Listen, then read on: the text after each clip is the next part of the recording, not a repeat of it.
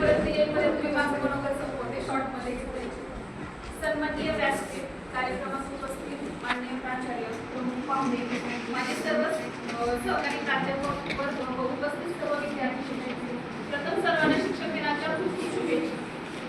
आजचा शिक्षक दिन माझ्यासाठी खरंच खूप खास आहे.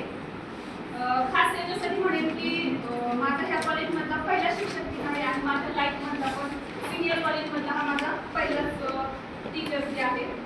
माझ्या लाईफमध्ये एक शिक्षक म्हणून माझा प्रवास 2011 पासून सुरू केलेला आहे. मी शिकवत स्वतःचं शिक्षण पूर्ण केलेलं आहे. मी LKG ला शिकवलं, मी UKG शिकवलं, मी प्राथमिक शिकवलं, मी माध्यमिक शिकवलं, मी ज्युनियर कॉलेज शिकवलं, मी स्पर्धा परीक्षांचे क्लास घेतले आणि आता इथपर्यंत म्हणजे सिनियर कॉलेजमध्ये माझा हा टप्पा आहे. तर त्या प्रवासामध्ये मला अनुभव माझ्या आता पण जेवढं शिकवत आहे त्या प्रवासामध्ये अनुभव माझ्या चांगले पण अनुभव आहेत आणि वाईट पण आहेत. काही चुका पण आहेत आणि त्या चुकातून मी खूप काही शिकलेले पण आहे. आज त्यातीलच एक अनुभव मला शेअर करणार आहे. तो अनुभव शेअर करण्याचं कारण हे की कारण आज शिक्षक दिन आहे आणि ती जर घटना कदाचित माझ्या आयुष्यामध्ये घडली नसती तर कदाचित मी शिक्षक झाले नसते. माझं लग्न झाल्यानंतर मी लग्नानंतर 6 वर्षानंतर माझं शिक्षण चालू केलेलं आहे. तर मी BA झाल्यानंतर MA फर्स्ट इयरला ॲडमिशन घेतलं. MA फर्स्ट इयरला ॲडमिशन घेतल्यानंतर एका संस्थेमध्ये म्हणजे ओळखीने जॉबसाठी गेले होते. कारण माझ्याकडे एज्युकेशन कुठलीच डिग्री नव्हती, पण म्हणतात ना ओळखीने जाती काम होईल शिक्षक म्हणून मी गेले. बाहेर वेटिंगमध्ये खूप वेळ बसले. त्याच्यानंतर आतमधून ज्यांनी मला तिथं पाठवलं होतं त्यांची त्या संस्था चालकांना फोन की मॅडम बाहेर आलेले. कदाचित ती संस्था चालकांच्या डोक्यामध्ये काहीतरी गणगण असेल. ते स्वतः रागाने बाहेर आले. म्हणजे कोण आहे पवार मॅडम, कोण आहे तिकडचा नाव माझं पवार आहे. मग बाहेर पूर्ण हॉल गेला आणि मग मी उभे राहिले. मॅडम मी आहे म्हणजे काय तुमचं शिक्षण काय. ॲक्च्युअलमध्ये त्यांनी हे मला केबिनच्या आतमध्ये बोलायला पाहिजे होतं. त्यांनी त्या पूर्ण क्राऊडमध्ये मला म्हणजे तुमच्याकडे काय शिक्षण म्हणजे मॅडम BA झाले आणि MA फर्स्ट इयर आहे आणि तुमच्याकडे एज्युकेशनची डिग्री नाही आहे. कुठल्या बेसवर आम्ही तुम्हाला शिक्षक बनवायचं. आजकाल कुणी येतं आणि आम्हाला शिक्षक व्हायचे.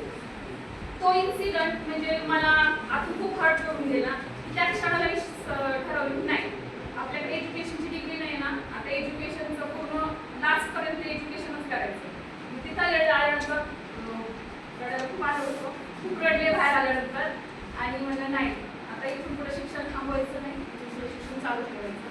त्याच्यानंतर मी MA केलं. त्याच्यानंतर मी MA केलं. MAचं त्याच कॉलेजमध्ये केलं आणि MA करत असताना फर्स्ट अटेम्प्टमध्येच मी नेट क्वालिफाय झाले. ती पण एज्युकेशनमध्ये आणि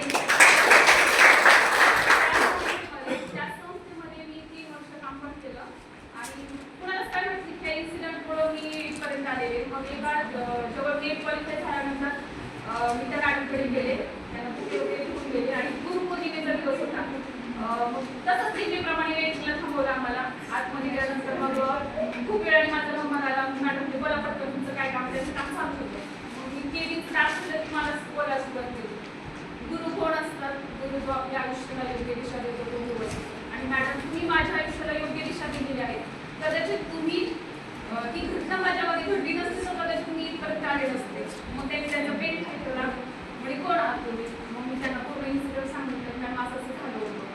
मग त्यांनी आणखी दोघं त्यांना बोलून घेतलं म्हणजे बघा मॅडम मी त्याच्या घटनेला एकदम पॉझिटिव्हली घेतलं आणि आज त्या इथपर्यंत आले. मग मी त्यांना सांगितलं मॅडम मी तुमच्या संस्थेमध्ये काम केलं, तुम्हाला कसं माहीत नाही आहे, मी माझी कुठे ओळख तुम्हाला दिलीच नाही ना. मग त्यानंतर म्हणजे मॅडमची आणि क्रिकेट माझी चांगली झाली. तर आता ही जी घटना आहे त्या घटनेवरनं मला एक छोटीशी गोष्ट सांगते. छोटी गोष्ट एकदम शॉर्टमध्ये सांगते. एक कुंभार आणि एक कुंभार असतो, त्याच्याकडे एक गाढव असतो. तर गाढव त्याच्या वडिलांपासूनच असतो गाढव आणि ती गाढव आता कुंभार म्हणजे गाढवाशिवाय काय काम होत नाही. कुंभारचं काय काम तो मडके बनवायचा आणि तालुक्याच्या ठिकाणी तालुक्याच्या ठिकाणी बाजार असेल त्या तालुक्याच्या ठिकाणी त्या गाढवाच्या खांद्यावरती पाठीवरती मडके वाहून घ्यायचे आणि त्या बाजारामध्ये ते मडके विकायचे. हा त्याचा नेहमीचा काम. तर त्याच्या वडिलांपासून ते गाढव होतं म्हणजे ते गाढव काय झालं होतं म्हातारं गाढव होतं. ते गाढवाच्या कुंभाराला गाढव विकत घ्यायचं होतं. पण त्याचं कसं होतं की हे गाढव जर आपल्याला कोणी विकत घेतलं तर आपण दुसरं गाढव घेऊया. पण त्या गाढवाला कोणीच विकत घ्यायचं होतं कारण ते गाढव खूप वापरून गेलं होतं आणि खूप म्हातारं होतं. मग कुंभाराचा राग करायचा त्याला खायचं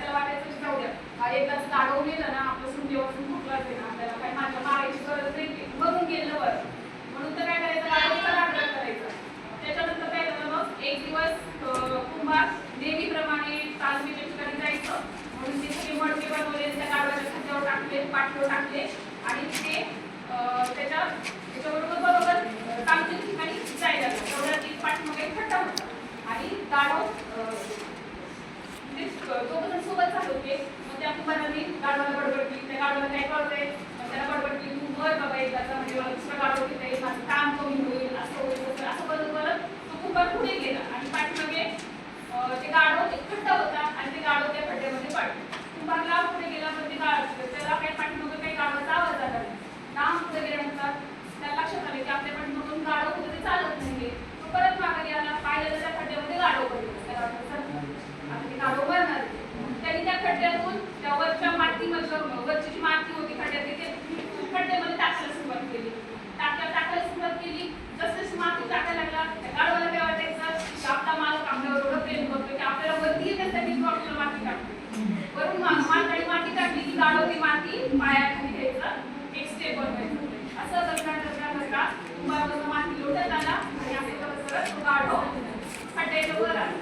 पहिले काय कुंभारची इंटेन्शन काय होतं की गाढवाला मारायचं, पण गाढवाचं इंटेन्शन काय होतं, त्याने ती गोष्ट पॉझिटिव्हली घेतली. त्याला वाटलं की आपला मालक आपल्यावर खूप प्रेम करतोय आणि त्यांनी त्या मातीच्याच काय केलं, त्याच्या पायला बनवलं आणि तो वर केला. ही गोष्ट तुम्हाला सांगायचं कारण काय, लाईफमध्ये तुम्ही पण आता खूप चांगले चांगले शिक्षक होणार आहात. लाईफमध्ये कुठलीही गोष्ट होते, कुठली गोष्ट निगेटिव्हली घ्यायची नाही, पॉझिटिव्हली घ्यायची. लाईफमध्ये जे होते ना आपल्याला आपली लाईफ खूप काही शिकवणार आहे. मी माझ्या आयुष्यात फक्त एक प्रसंग तुम्हाला सांगितलेला आहे. माझ्या आयुष्यात अजून खूप साऱ्या घटना आहेत. मी स्वतःचं आत्मचरित्र लिहिण्याचं काम माझं चालू आहे. तर तुम्ही आयुष्यामध्ये कधीच कुठल्या गोष्टीला कशी जाऊ नका. नोकरी नाही लागली, काही कॉम्पिटिशन खूप आहे, सगळ्याच गोष्टी आहेत. तर सगळ्या गोष्टी पॉझिटिव्हली घ्या. आजच्या शिक्षक दिनाच्या तुम्हाला सर्वांना खूप खूप शुभेच्छा आणि अजून तुम्हाला सर्वांना थँक्यू कारण सगळ्यांनी गेलेले सांगितले.